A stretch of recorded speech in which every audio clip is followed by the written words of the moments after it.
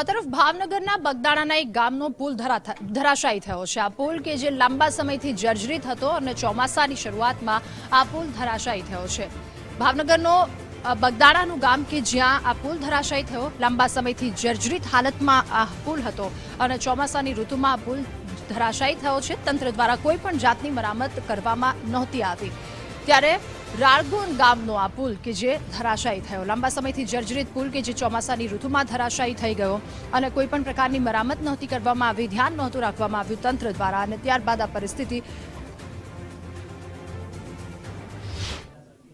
આજરોજ અમે બગદાણાથી તળાજા જતા પુલ જોયો તો પુલની હાલત હાવ બેકાર અને ખરાબ થઈ ગયેલ છે અને અત્યારે શ્રાવણ માસ ચાલતો હોવાથી બગદાણા સ્ટેશનથી આવતા મુસાફરોને, મોટરસાઇકલવાળાને, વાહનોવાળાને બહુ મોટી મુશ્કેલી પડે છે અને આ પુલનો તાત્કાલિકમાં કામકાજ ફરી વખત નવો બનાવવાનો આપે એવી સરકાર આગળ પ્રાર્થના। બગદાણાથી તળાજા જતા અને પાલિતાણા જતા રોડ રાળગોન ગામે પુલ તૂટવાના કારણે નીચેથી પુલ ઘણા સમયથી પુલ તૂટી ગયો છે અને નીચેથી પણ ખભળી ગયો છે અને ઉપરથી ગાબડું નીકળી જતા અત્યારે વાહન વ્યવહાર ઠપ કરવામાં આવ્યો છે અને કોઈ તંત્ર દ્વારા કાર્યવાહી કરવામાં આવતી નથી। ઘણા સમયથી રોડ પણ ખરાબ છે, તંત્ર કોઈ ધ્યાન દેતું નથી।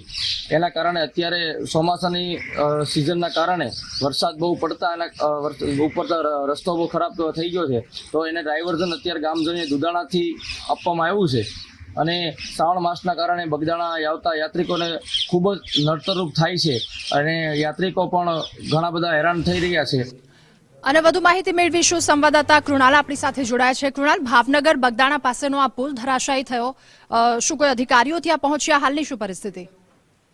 બિલકુલ રાજા, જો વાત કરીએ તો આ જે તીર્થધામ ગુરુ આશ્રમ બગદાણા ગામ ને જોડતો આ મુખ્ય માર્ગ છે, કેમ કે બગદાણાથી માત્ર 4 કિલોમીટર દૂર આ જે રાળગોળ ગામ આવેલું છે। રાળગોળ ગામની વચ્ચે જ આ જે પુલ છે તે પુલ ધરાશાયી મસ્ત મોટું જે ગાબડું છે તે પુલ પર પડી જવાના કારણે હજારોની સંખ્યામાં કહી શકાય કે બગદાણા ધામ ખાતે આવતા જે ભાવિકો છે તે ભાવિકોને તકલીફ પડી રહી છે। તેની સાથે સાથે ચોક્કસથી જે સ્થાનિક લોકો છે તેને પણ ક્યાંક ને ક્યાંક મુશ્કેલીનો સામનો કરવો પડી રહ્યો છે। જોકે આ અંગે આરએમબી વિભાગના અધિકારીઓનો પણ સંપર્ક સાધવાનો પ્રયત્ન કર્યો હતો, પરંતુ નિંબર તંત્ર કહીશું કોઈ પણ પ્રકારની જે કહી શકાય કે તસ્તી છે તે હજી સુધી લેવામાં નથી આવી, ને જેના કારણે હાલ બગદાણા ધામ ખાતે આવતા ભાવિકો છે તેને ક્યાંક ને ક્યાંક મુશ્કેલીનો સામનો કરવો પડી રહ્યો છે। રાધા જી કૃણાલ, આભાર આપનો તમામ વિગતો સાથે જોડાવા બદલ।